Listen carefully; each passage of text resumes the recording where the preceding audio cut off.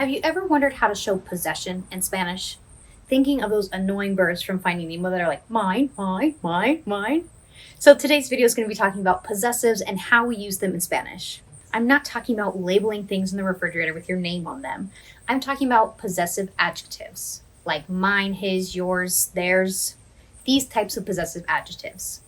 By the end of this video, you'll know all there is to know about possessive adjectives in Spanish. Hola amores y bienvenidos a Everyday Español. Welcome back to Everyday Español conmigo, Profe Madison. Before I dive into this video, you guys need to check out the Unacademy app to continue practice with Spanish lessons daily. Takes you about 2 minutes a day and you're maintaining that Spanish in your everyday life.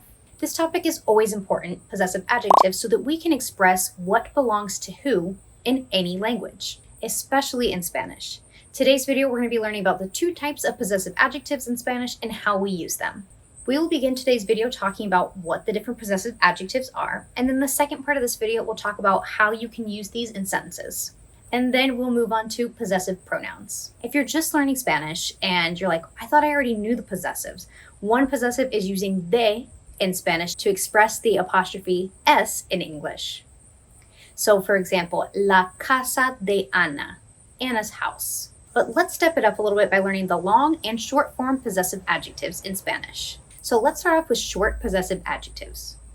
Short possessive adjectives are always placed in front of the object that you are trying to say belongs to somebody. So these go in front of the noun, aka the thing you're trying to show possession of. These short possessive adjectives always go in front of that thing. Where on the other side, the long form possessive adjectives are usually placed after the noun. These ones are written a little bit differently, but they mean the exact same things as the short ones. So let's dig in a little deeper and decide how we use each one, starting with the short form possessive adjectives. These ones will resonate the most with English speakers because they follow the same sentence structure and they mean almost the same thing in English and Spanish. So a lot of English speakers are really going to resonate with the short form possessive adjectives. The reason these ones are going to resonate so well with English speakers is because just like in English, these short possessive adjectives are going to go before the object. As always in Spanish, the possessive adjective needs to agree in number and gender to the object in which they are trying to show possession. So let me put up a little chart on the screen so you guys can see all of the different possessive adjectives. For yo, we have mi y mis, which mean my. Tu, we have tú y tus, which means yours. El, ella, usted, we have su y sus, which means his, hers, or theirs. Nosotros, we have nuestro y nuestra. Nuestros, nuestras, which means our. Vosotros, we have vuestro y vuestra. Vuestros, vuestras, which means yours. Ellos y ellas, we have su y sus, which means their. And we have ustedes, which is the same, su y sus, which means yours. So now I'm going to show you 10 different sentences in Spanish that are using possessive adjectives, one in the singular form and the other in the plural form. A las 8 voy a mi casa. At 8, I'm going to my house. We see that the possessive adjective here is mi, and it's singular because I'm talking about my house, my one house. Número 2. Voy a recoger mis maletas. I am going to grab my suitcases. Possessive adjective mis, because it's referring to the object of maletas. Número 3. Jeff, tengo tu teléfono. Jeff, I have your phone. Número 4. Jeff, tengo tus zapatos.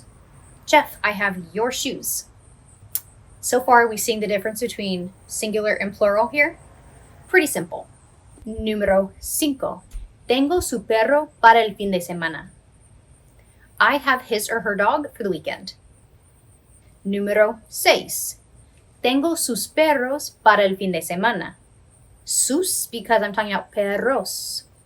I have their dogs, or his or her dogs, for the weekend. Número 7. Josh tiene nuestro carro en el mecánico. Josh has our car at the mechanic. Número 8. Josh tiene nuestras mantas en la lavadora. Josh has our blankets in the washing machine. 9. Ella tiene sus gatos. She has their cats. Número 10. Ella tiene su teléfono. She has their phone. As you can see, the short form possessive adjectives are a pretty simple topic to grasp because they follow the same sentence structure and pattern that we know and love in English. Oh, it looks like I have to complete my lesson for the day. All right, introducing clothes. Camisa. Okay, I see a red shirt. So, una camisa roja, because camisa is feminine, okay? Translate to Spanish. I have a blue shirt. Yo tengo una camisa azul. A suéter. What is the image? It's a yellow sweatshirt looking thing. Un suéter amarillo. The sweater is masculine. Okay. Yo tengo un suéter blanco. Translate. I have a red sweater and my friend has a brown shirt. Yo tengo un suéter rojo y mi amiga tiene una camisa marrón. Perfecto. All right, thanks for helping me complete my lesson for the day. Now let's take a look at those long form possessive adjectives. The main difference between short form possessive adjectives and long form possessive adjectives is their placement. The short form goes before the noun and the long form goes after the noun, which is a little less familiar to English speakers. But don't worry, these all mean the exact same thing as the short form. It's important to learn these because people use them just as often. So yes, you might be like, I want to cling on to the short form, and that is totally fine.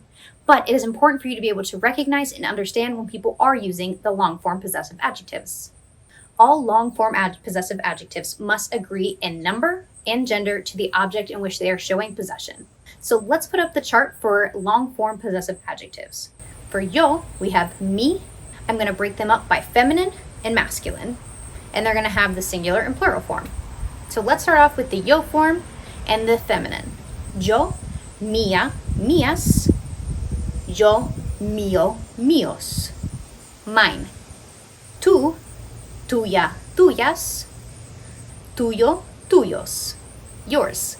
Él, ella, usted. Suya, suyas. Suyo, suyos. His, hers, or yours. Nosotros, nuestra, nuestras. Nuestro, nuestros. Our. Vosotros, vuestra, vuestras. Vuestro, vuestros. Your guys's. Ellos, ellas. Suya, suyas.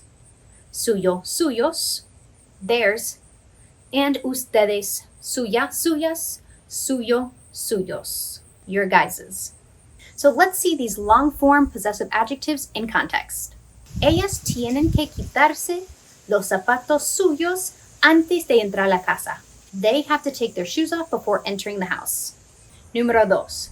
Tengo el teléfono tuyo en mi mochila. I have your phone in my book bag. Número 3. Estoy en la casa suya. I am at your house. So far, with the examples that we've used, are you seeing that these long form possessive adjectives come directly after the noun? Zapatos suyos, la casa suya, teléfono tuyo, they all come after the noun. So let's look at número 4 example. Mis padres tienen los perros nuestros este fin de semana. My parents have our dogs this weekend. Moving on to our next point. How do we know when to use them? Moving on to our next point. Figuring out how we know which one to use. The short form possessive adjectives are far more common and you can use them all of the time and be just fine. But as I said earlier, it's still really good to know the long form because they are used and you need to be able to understand them as well. But the short form, far more common. You can really use the short form and the long form interchangeably. Although you can use them interchangeably, there is a specific instance in which you would want to use the long form possessive adjective. Sometimes the long form changes the emphasis of the sentence. So I'm going to give you 2 sentences, one using the short form and one using the long form, and seeing if you can see how the emphasis might be different using the long form. So if you wanted to ask someone, ¿Tienes mi lapicero? Do you have my pen? Versus, ¿Tienes el lapicero mío? That second one, using the long form, it's kind of being like, is that one that you have mine? It kind of just changes the emphasis on the context a little bit. Although they are both used interchangeably, if you're wanting to be a little bit more overdramatic or emphasize something, you're going to want to use the long form. in that example, it's as if there's a couple pens laying around and you want to emphasize that one. Is that one mine? So really pointing out a specific pen.